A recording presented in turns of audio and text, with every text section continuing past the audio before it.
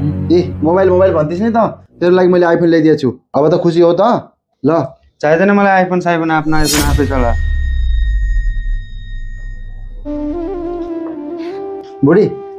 हेर त मैले भाइको लागि आइफोन ल्याइदिएँ ले मेरा लागि ल्याइछु आफ्नो भाइकै लागि ल्याइछु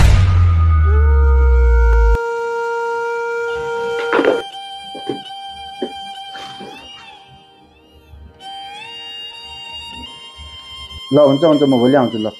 दाइ मलाई 200 रुपैयाँ दे त कहाँबाट 200 म पुरा पैसा त आइफोन किनेर ल्याएँ आइफोन तँलाई चाहिँदैन भन्छ जहाँबाट भए पनि मलाई 200 रुपैयाँ चाहियो अहिले ए पैसा भने 200 मात्र छ पुरा महिनाभरको रासन खानुपर्ने छ अहिले रासन खाए खाऊ जे खाए खाऊ मलाई 200 रुपैयाँ चाहिने अहिलेको अहिले आज सेलेरी आयो होला त रुपियाँ दिन्छु रासन ल्याएर आउँछु म सब सिद्धि खा आएको स्यालेरी त आइफोन लिएर आया भाइलाई ए आइफोनले मोबाइलले सब खानेकुरा भइजाने पुग्दैन हो अरू केही चाहिँदैन प्लिज मलाई यसरी तिम्रो नसताऊ यार भाइले त बुझेन कमसेकम त बुढी भएको नाताले तैँले त बुझ्दै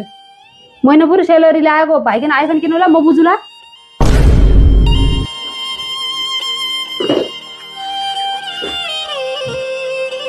घरको जेठो बाटो भएर जन्मिनु धेरै गाह्रो रहेछ